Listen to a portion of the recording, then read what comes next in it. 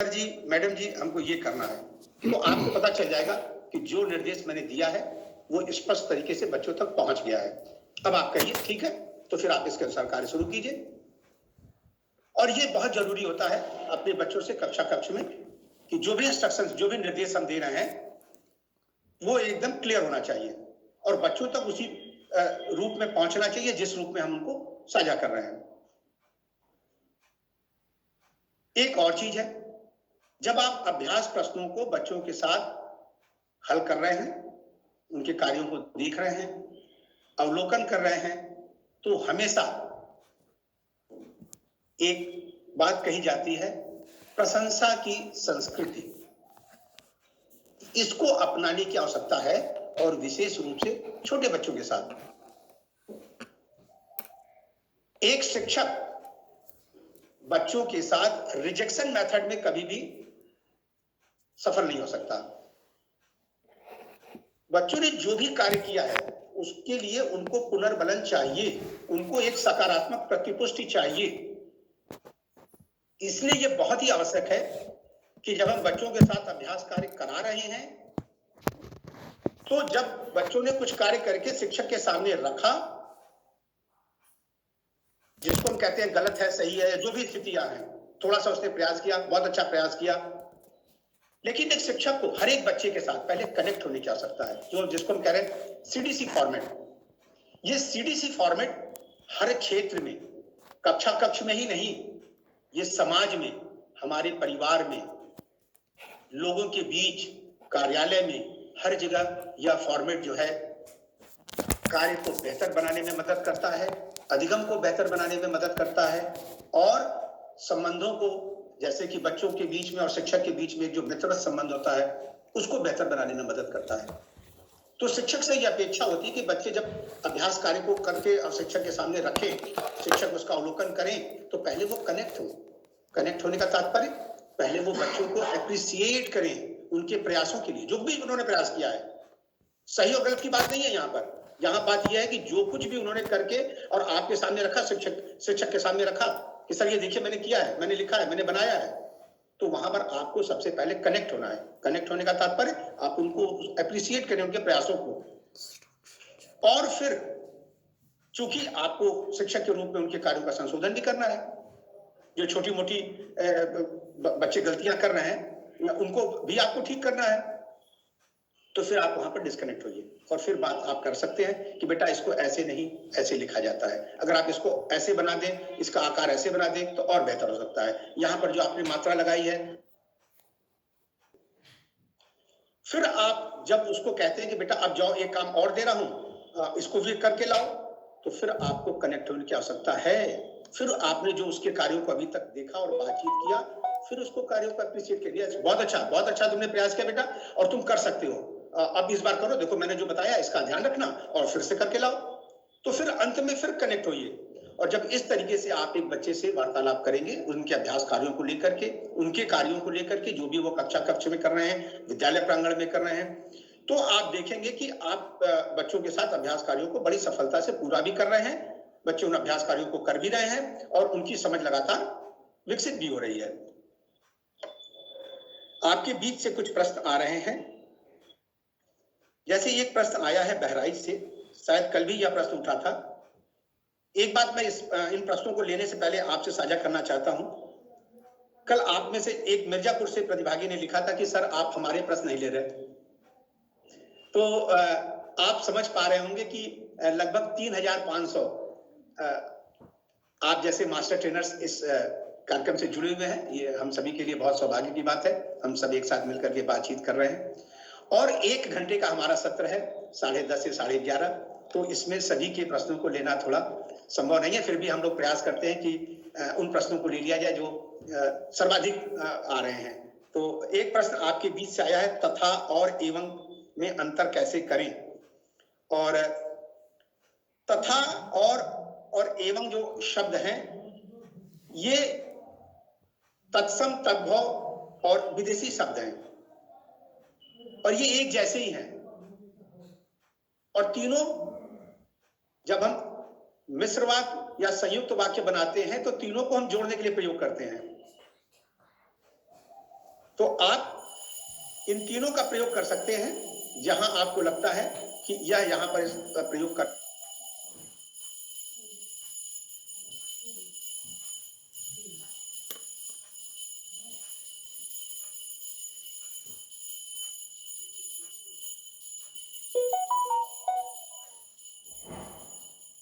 विस्तार से समझाने की कृपा करें। सर समय का थोड़ा अभाव है, फिर भी आपका अनुरोध है तो इसको मैं इस प्रकार से कह पा रहा हूं कि बिस्क और कैल्प के ऊपर संत कबीर नगर, गोरखपुर, बुलंदशहर, मुरादाबाद और बरेली से भी प्रश्न है। तो हम लोग इतना समझ लें कि बिस्क जो है वो, इसको हम कहते हैं basic interpersonal communication skill. Basic, जो बेसिक फंडामेंटल है। फंडामेंटल बच्चे को कहां से मिला है? जब बच्चा घर में पैदा हो रहा है तो तब शुरुआती दौर में वो माता के साथ अंतरक्रिया कर रहा है, उनसे बातचीत कर रहा है, अपनी आवश्यकताओं को रख रहा है, किसी भाषा का प्रयोग कर रहा है, मम कह रहा है, माँ कह रहा है, पापा कह रहा है, कुछ इस प्रकार के शब्दों को वो प्रयोग कर रहा है और धीरे धीरे अपने घर की आवश्यकताओं को अपने शब्दों में वो व्यक्त कर रहा है।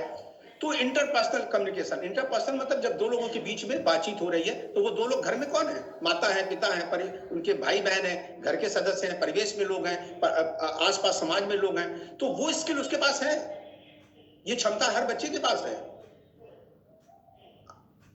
अगर वो गूंगा नहीं है तो, अगर वो बोलने में असमर्थ नहीं है तो वो अपनी बातें कह रहा, तो ये स्किल उसके पास है, जिसे हम कह रहे हैं कि बेसिक इंटरपर्सनल कम्युनिकेशन स्किल। अब इस स्किल से उसको कहां पहुंचाना है? हमको पहुंचाना है क्लासरूम में, जो टेक्स्ट बुक की भाषा है, जो मानक भाषा है जिसको हम कह रहे हैं। हर राज्यों की अलग हो सकती है। अगर बंगाल में हम है तो वहां पर बांग्ला में किताब लिखी गई। तो अगर कोई बच्चा उत्तर प्रदेश से जाता है, बंगाल में एडमिशन लेता है, तो उसके पास अपने घर की भोजपुरी है। बनारस से एक बच्चा, उसके पिताजी का ट्रांसफर हो जाता है बंगाल में, तो वहां के स्कूलों में जब बच्चा प्रवेश लेगा तो उसके पास घर में भोजपुरी भाषा का एक समृद्ध ज्ञान है। अब उस भाषा से उसको बंगाली, जो उसकी किताब की भाषा है, जब वहां पर बंगाल के कलकत्ता के किसी प्राथमिक विद्यालय में वो पढ़ रहा है तो वहां की जो कॉग्निटिव एकेडमिक लैंग्वेज है वो बांग्ला है। अब उस प्रोफिशिएंसी तक पहुंचना है। तो ये दो शब्द जो हम प्रयोग करते हैं और इसके लिए शिक्षक प्रयास करता है। इसमें पाठ की विषय वस्तु और अभ्यास कार्य दोनों मदद करते हैं। तो ये दो चीजें हैं और हमको ये ध्यान में रखना चाहिए कि हमको बच्चों को बिस्क से कैल्प तक पहुंचाना है। ठीक, तो ये प्रश्न जो आपके बीच से आया था संभवतः आपको स्पष्ट हो गया होगा। अब हम लोग आगे चलते हैं और जो हमारे पाठ्य पुस्तकों में अभ्यास प्रश्न दिए गए हैं उनको लेकर के थोड़ी बातचीत करते हैं। यदि आप पाठ के अभ्यास प्रश्नों पर देखें, ध्यान दें, तो यहां पर अपेक्षा की गई है कि मेरा नाम और खाली स्थान है, मेरे शिक्षक शिक्षिका का नाम और फिर खाली स्थान है, और उन चीजों के चित्र बनाओ जो तुम्हारी कक्षा में है। जैसे एक बैग का चित्र दिया गया है। अब पिछले पन्ने पर जाओ, देखो वहां क्या मिला क्या नहीं मिला, फिर इस पर बातचीत की गई है। अब 3 तरह के कार्य यहां देखिए दिए गए हैं और जो स्कूल की तैयारी 90 दिनों का, जिस पर हम लोगों ने द्वितीय और तृतीय सत्र में चर्चा किया था, जब आप वहां पर देखेंगे तो शुरुआती दौर में हम यह मानकर चल रहे हैं, हमने यह भी चर्चा आपसे किया था कि कक्षा 1 में जो बच्चे प्रवेश लेंगे उनकी स्थितियां भिन्न भिन्न होंगी।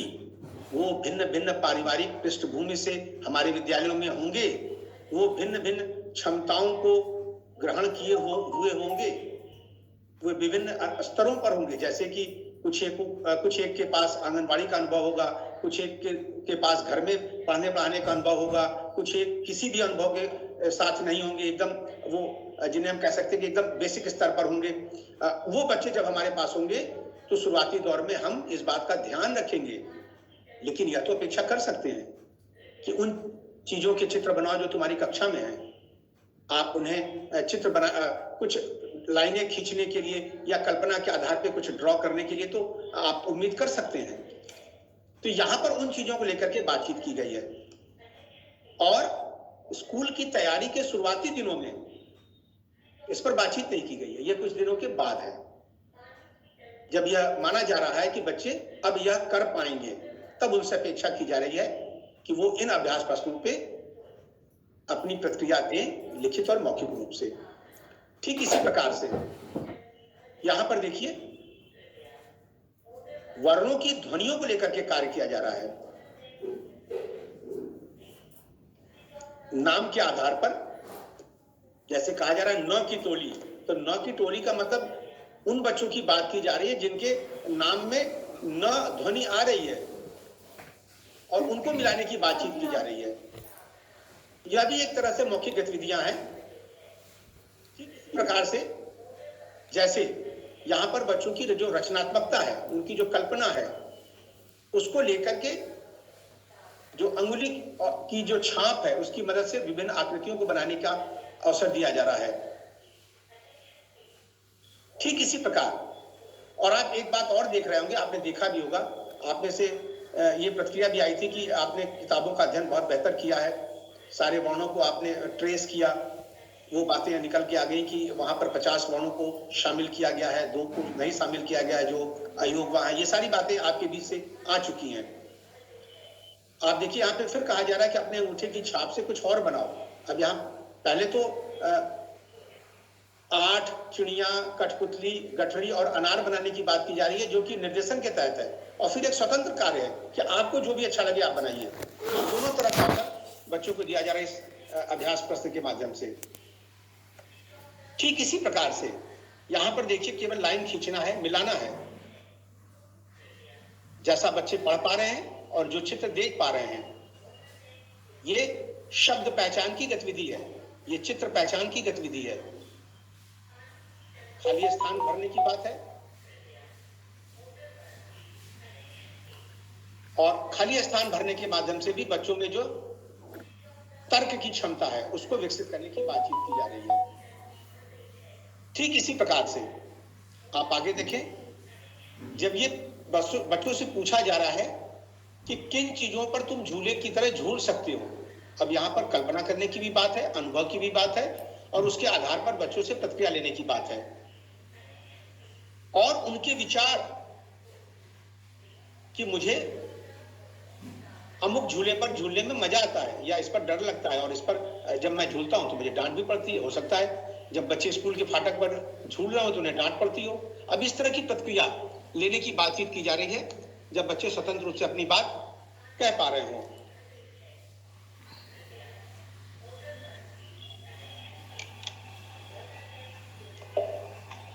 आपके बीच से जौनपुर से एक प्रश्न आया है कि वर्ण और अक्षर में है, उसे स्पष्ट करें। और इस प्रश्न को मैं इसलिए ले लिया हूं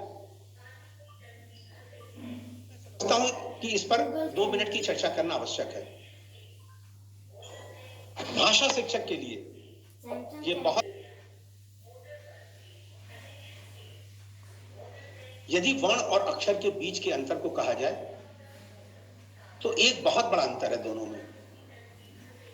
आपने देखा होगा वर्णमाला में वर्णों को शामिल किया गया है। अक्षर, अयोग, वाह, उपक्षिप्त वर्ण शामिल हैं।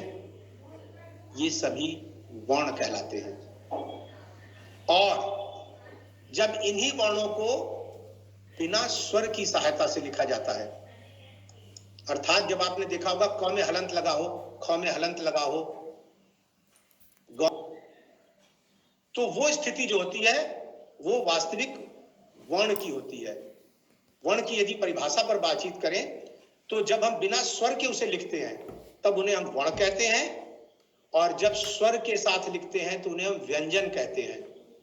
तो वर्णमाला में जो स्वरूप आप लिखा हुआ देखते हैं वे व्यंजन है। जैसे आप यहां पे देख पा रहे होंगे कि घ, अंग,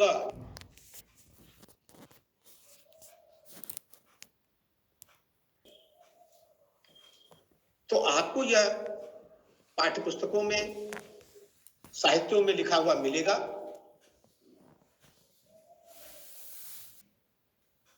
को हलंत के साथ लिख रहे हैं प्लस लगा करके और लिख रहे हैं, मतलब कि हम उस वर्ण को और स्वर को मिलाकर के व्यंजन के स्वरूप में लिख रहे हैं। वो लिपिबद्ध कर रहे हैं, वहां पर उसको ऐसे समझा जा रहा है। लेकिन जब अक्षर की बात आती है तो यह बोलने के अंतर्गत स्वतंत्र ध्वनियों की जब हम बात करते हैं, आइए इसे उदाहरण से समझते हैं। जैसे आप 12 खड़ी में जो ध्वनियां हैं, क, मैं सारी ध्वनियों को ले रहा हूं एक लाइन से, क वर्ग की, क को ही ले लेता हूं, क, का, की, कु, कु, के, कै, ओ, क, कं, क। अब ये जो ध्वनि का उच्चारण किया मैंने, क्या आप इसे तोड़ करके बोल सकते हैं? क्या इन्हें दो भागों में करके बोल सकते हैं? संभवतः नहीं। तो ये सारे अक्षर हैं, अंग्रेजी में इन्हें ही सेलेबल कहते हैं। जैसे यू, YOU, यू में आप देखिए दो वॉवेल है, ओ और यू, और एक ही झटके में बोला जाएगा यू। आप इसको यू करके तो बोल नहीं सकते, तो यहां पर एक सेलेबल है यू में। ठीक इसी प्रकार से मैं बोलूं का की, तो काकी में दो अक्षर हैं, एक ध्वनि है का और एक ध्वनि है की, और इसको मुझे ऐसे ही बोलना पड़ेगा का की। तो ये दो ध्वनियां जो आई, ये दो अक्षर हैं। यहां तक कि ज्यों, त्यों, क्यों जैसी जो ध्वनियां आ रही हैं, इनको लिखने में आप आधा ज, य पे ओ की मात्रा और अनुस्वार लगाएंगे, किंतु यदि अक्षर की बात आएगी तो ये एक अक्षर है, ज्यों, त्यों, क्यों। संभवतः अब स्पष्ट हो गया होगा। और क, ख, ग, घ ये भी अक्षर में आते हैं। तो अक्षर का जो समूह है वो बहुत बड़ा है, जिसमें समस्त ध्वनियां शामिल हैं। 12 खड़ी की भी ध्वनियां है, ज्यों, त्यों, क्यों जैसी भी ध्वनियां है, और वर्णमाला में जो वर्ण शामिल उनकी भी ध्वनियां हैं। ये सब अक्षर हैं। संभवतः मैं अपनी बात आप तक पहुंचा पाया हूंगा।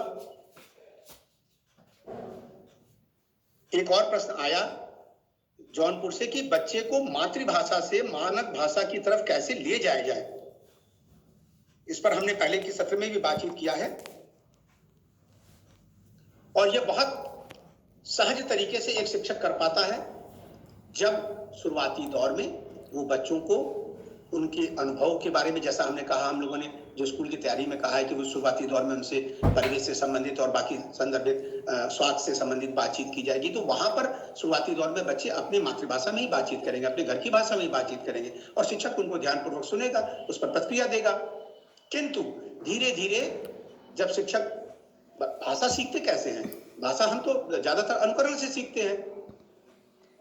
कहा जाता है ना, language is being caught, it is not being taught. हम एक दूसरे से पिकअप करते हैं, हम इसको पढ़ा करके नहीं सिखा सकते। उस तरीके का एक्सपोजर होता है, उस तरह का माहौल होता है। जिस प्रकार के हम शब्द लगातार सुनते हैं, ठीक उसी प्रकार से हम बोलना शुरू कर देते हैं। कोई भी भाषा हो, घर में हम अपनी मातृभाषा अपनी माँ से सुन रहे हैं, पिताजी से सुन रहे हैं, भाई बहन से सुन रहे हैं, तो उस तरीके के शब्द हमने पिकअप कर लिए और उसको हमने उसी तरीके से बोलना शुरू कर दिया। और अंग्रेजी का भी यही हाल है। अंग्रेजी के कंडीशन में भी जब हम हमारी कक्ष में हमारे शिक्षक, हमारे दोस्त, हमारे अगल बगल, हमारे पर्यावरण में, वातावरण में अंग्रेजी में ही बातचीत हो रही है, तो मैं उन्हीं शब्दों को पिकअप करता हूँ, फिर वैसे ही बोलने लगता हूँ। तो वो स्थिति जब है वहां से, और मानक, तो अब शिक्षक कक्ष में जब वार्तालाप कर रहा होता है तो मानक शब्दों का भी प्रयोग करता है। जब हम अभ्यास प्रश्न कराते हैं, जिसपे हम इस सत्र में बातचीत कर रहे हैं, तो यहाँ भी मानक शब्द लिखे होते हैं, और अपेक्षा होती है बच्चे से कि वो मानक शब्दों में लिखे। तो धीरे धीरे बच्चे भी उन मानक शब्दों को पिकअप करते हैं, उनका अनुकरण करते हैं, और फिर उनको लिखने भी लगते हैं और उनको बोलने भी लगते हैं। तो एक यात्रा है, ये 1-2 दिन में नहीं तय की जाती है, इसमें समय लगता है। और हमको एक शिक्षक के रूप में हमें ध्यान रखना चाहिए, प्रयास लगातार करते रहना चाहिए कि बच्चे कैसे स्थानीय भाषा से, मातृभाषा से मानक भाषा की ओर अग्रसर हों। और फिर एक स्थिति ऐसी आती है जैसे हमारी आपकी है कि हम मानक भाषा को भी बेहतर बोल पाते हैं और अपनी स्थानीय भाषा को भी बेहतर बोल पाते हैं। और ये निर्भर करता है कि हमारी कितनी आवश्यकता है उस भाषा को प्रयोग करने की, उस पर निर्भर करता है कि बच्चा कितना बेहतर कर पाता है।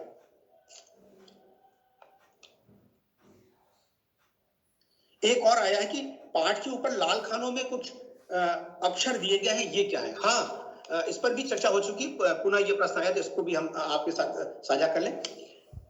इस पाठ की बहुत सी विशेषताएं हैं, उन पर हम आपसे चर्चा करेंगे। हमारा एक सत्र इसके लिए है। एक विशेषता यह है कि हर एक पार्ट में दाहिनी तरफ या बाईं तरफ आप देखेंगे ऊपर में लाल जो चौकोर खानी दी गई, इसमें एक वर्ण भी कह सकते हैं, अक्षर भी कह सकते हैं, क्योंकि दोनों को शामिल किया गया, कहीं वर्ण है कहीं अक्षर है, या हम ये भी कह सकते हैं अक्षर है क्योंकि सभी अक्षर है। तो जब आप उस पाठ के कंटेंट को देखेंगे, वहां उसकी विषय वस्तु को देखेंगे, तो वहां पर इस ध्वनि को लेकर के कई शब्द शामिल किए गए हैं और शिक्षक से अपेक्षा की गई है कि जब उस पाठ को लेकर कार्य करे तो उन जो ध्वनि विशेष है या अक्षर विशेष है उनका वो अभ्यास करा ले, उनकी आकृति पर, उनकी ध्वनियों पर और उनकी ध्वनियों से बनने वाले शब्दों पर। और यह धीरे धीरे यह कार्य होगा और आप देखेंगे जब आप पाठ के अंत तक पहुंचेंगे तो वर्णमाला में शामिल जितनी भी ध्वनियां हैं लगभग सारे पर कार्य एक साथ हो पाएगा। तो यह इस बात का ध्यान रखते हुए शिक्षक से अपेक्षा की गई है। हम शिक्षक सभी शिक्षकों के लिए एक संकेत है कि हम कैसे उसको बच्चों तक ले जाएं। ललितपुर से एक प्रश्न आया है कि पाठ योजना तैयार करना या शिक्षण योजना।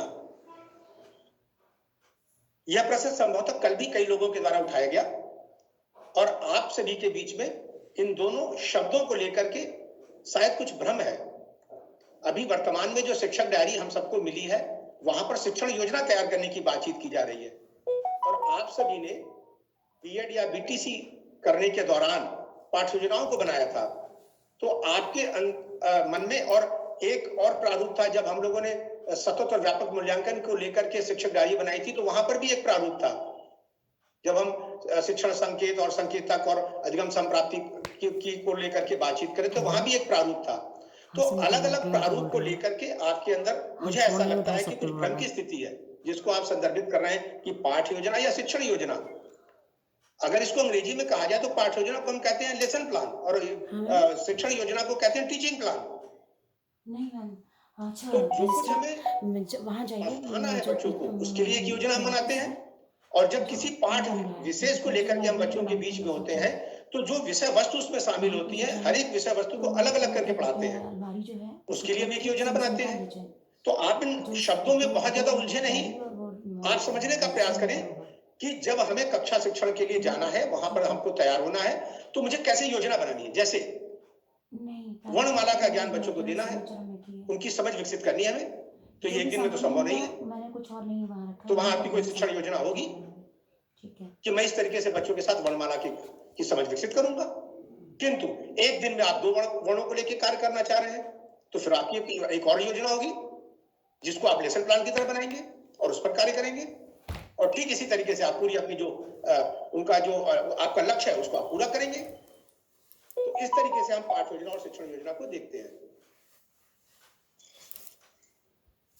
क्या बच्चों को गृह कार्य भी दिया जाना चाहिए, ऐसा एटा से प्रश्न आया है। सर, कक्षा 1 के बच्चों को कई मंचों से यह निर्देश है, सलाह है, सुझाव है कि गृह कार्य नहीं दिया जाना चाहिए और गृह कार्य के रूप में यदि कोई आप कार्य दे भी रहे हैं तो वह इस स्तर का हो जिसे बच्चा स्वयं अपनी क्षमता से कर सके और वो उसके लिए खेल हो, उसके लिए ऐसा न हो कि एक बोझ हो जिसके आधार पर वो अगले दिन कक्षा से भाग जाए या उसे लगे कि अगर मेरा गृह कार्य पूरा नहीं हुआ है और मैं विद्यालय जाऊंगा तो सर मुझसे पूछेंगे, मैडम मुझसे पूछेंगी, तो फिर मेरी स्थिति थोड़ी विषम होगी, तो वो वहां से अपने आप को दूर कर ले। तो छोटे बच्चों को गृह कार्य करने के लिए और विशेष करके प्राथमिक स्तर पे बच्चों को गृह कार्य देने के लिए हमको बहुत सतर्क रहना है और यह प्रयास करना है कि जो जिस परिवेश के बच्चे हमारे विद्यालयों में हैं उनके घर में कोई ट्यूटर नहीं आ रहा है, उनके माँ बाप इतने ज्यादा शिक्षित नहीं है जो अपने बच्चों को प्रतिदिन शाम को बैठकर सपोर्ट कर पा रहे हैं। तो इन बातों का भी हमें ध्यान रखना है। जो कुछ कक्षा कक्ष में आपने उनके साथ साझा किया है और आपको लगता है कि इसी को विस्तार देते हुए बच्चे इससे जुड़ा हुआ कार्य घर पे बैठ के कर सकते हैं तो आप उनको उसके लिए कह सकते हैं, अन्यथा आप उससे बचें। और विशेष करके कक्षा 1 के बच्चों को। एक और बहराइच से आई है कि कक्षा में बहुभाषिकता को कैसे नियोजित करें। हाँ सर, ये एक बहुत बड़ा हम ये कह सकते हैं कि चैलेंज होता है शिक्षक के लिए। हमारे आपके विद्यालयों में ऐसी स्थितियां नहीं होंगी, लेकिन केंद्रीय विद्यालय में ऐसी स्थितियां होती हैं। ऐसे विद्यालयों में जहां पर कि कई राज्यों के बच्चे, क्योंकि केंद्र सरकार की नौकरी में लोग भिन्न भिन्न प्रांतों के होते हैं और भिन्न भिन्न स्थानों से होते हैं, और उनके बच्चे वहां पढ़ते हैं, तो उनके पास अपनी अपनी मातृभाषा होती है। अब एक ही कक्षा में कई भाषा को बोलने वाले और समझने वाले बच्चे होते हैं। अब शिक्षक के लिए एक बहुत बड़ा ये चैलेंज होता है कि मैं किस भाषा में बातचीत करूं ताकि सारे बच्चों को मैं संबोधित कर पाऊं। अब शिक्षक अपने स्किल को डेवलप करता है और ये देखता है कि वो विद्यालय किस क्षेत्र विशेष में है, वो क्योंकि वहां के बच्चे ज्यादा होते हैं, तो वहां के शब्दों को वो ज्यादा पिकअप करता है और सीखता है स्वयं, और उसकी मदद से कक्षा में अपनी बात को कहता है। और जब दूसरे बच्चे या कोई भी बच्चा किसी उसी वस्तु को या उसी संदर्भ को किसी और शब्दों के साथ संबोधित करता है, तो वो उसको भी संदर्भित करता है ब्लैक बोर्ड पर या किसी चार्ट पेपर पर या अपने शब्दों में अपने विचारों को व्यक्त करने के दौरान, ताकि वह बच्चा भी अपने आप को सम्मानित महसूस करे कि मेरे भी शब्दों को कक्षा कक्ष में स्थान दिया गया, और साथ ही साथ बाकी बच्चे भी जान पाए कि अच्छा, इस वस्तु को या इस चीज को ऐसा भी कहा जाता है। वो कक्षाएं और रोचक होती हैं। तो आप जिस संदर्भ में बातचीत करें, यदि आपके विद्यालय में भी ऐसी स्थिति बन रही है जो कई भाषा को बोलने वाले बच्चे आपकी एक ही कक्षा में है, तो आप वहां पर उनको संदर्भित कर सकते हैं। यहाँ पर देखिए झूले को लेकर के बातचीत की गई है, यहाँ पर भी बच्चों से अपेक्षा की गई है। अगर आप आगे बढ़े, आप देखें तो यहाँ पर बच्चों से उनका मत जानने का प्रयास किया गया है कि उन्होंने किस पर सवारी की है और किस पर नहीं की है। इस तरह के प्रश्नों में, और केवल निशान लगाने की बात की शुरुआती दौर में, केवल सही और गलत का निशान लगाना है, और ये अपेक्षा कक्षा है कि बच्चों से हम कर सकते हैं बड़े आसानी से, और बच्चे इस पर निशान भी लगाएंगे। शिक्षक उनसे वार्तालाप करेगा, जैसा हमने कहा था इंस्ट्रक्शन चेकिंग क्वेश्चंस के माध्यम से क्या करना है पहले बताएगा, और फिर बच्चों से पूछेगा क्या करना है, और फिर अपेक्षा करेगा कि बच्चे करें, और जब करेंगे तो उनको अप्रिशिएट करेगा, और वो अप्रिशिएट उसका सीडीसी फॉर्मेट में होगा, क्योंकि फिर ये धीरे धीरे बच्चों में समझ विकसित होती जाएगी और वो अभ्यास प्रश्नों से जुड़ते जाएंगे और आगे के कार्यों को वो आपके साथ करते जाएंगे। यहां पर भी आप देखें एक कहानी के सीक्वेंस को और सीक्वेंस में रखने की बातचीत की गई है कि सबसे पहले कौन, फिर कौन, फिर कौन, फिर कौन, और कौन कहां, कौन किसके हाथ में है। तो जो चित्रकथा पहले जो बच्चों के साथ साझा किया है, उसी के आधार पर इस अभ्यास प्रश्न को विस्तार दिया गया है। यहां पर रंगों को लेकर के बातचीत किया गया है और बच्चों के परिवेश में जो सब्जियां मिलती हैं उनको लेकर के बातचीत किया गया है। तो ऐसे अभ्यास प्रश्नों में बच्चे बहुत ही रोचकता से प्रतिक्रिया भी देंगे और उनको पूरा भी करेंगे। आगे बढ़ते हैं। अब यहां देखिए जो यात्रा के संबंध में बातचीत है, छोटे बच्चे हैं, उन्होंने हो सकता है यात्रा की हो, और यात्रा किया हो तो उन्होंने अपने माता पिता के साथ किया हो या भाई बहन के साथ किया हो या किसी और के साथ किया हो, तो उनको उसका अनुभव होगा और वो अनुभव वो यहाँ पे साझा करेंगे।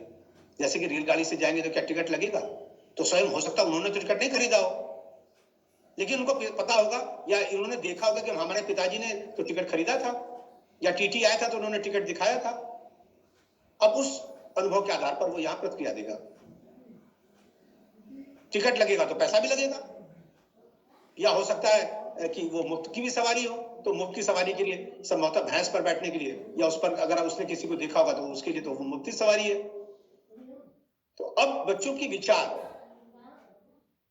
उनका अनुभव, उसके आधार पर उनसे प्रतिक्रिया लेना है, और ये उनके लिए हाँ नहीं के माध्यम से है। मौखिक रूप से भी करा सकते हैं, आप निशान भी लगवा सकते हैं, टिक भी लगवा सकते हैं, हाँ या नहीं, हाँ या नहीं। अब ये शिक्षक के ऊपर है कि कैसे बच्चों के साथ इस अभ्यास प्रश्न को लेकर वो कनेक्ट करें। ठीक इसी प्रकार से आप यहां देखें, ये एक और रोचक गतिविधि है। गन्ना जमीन के ऊपर उगता है और मूली नीचे। सही जगह पर कुछ और चीज के चित्र बनाओ।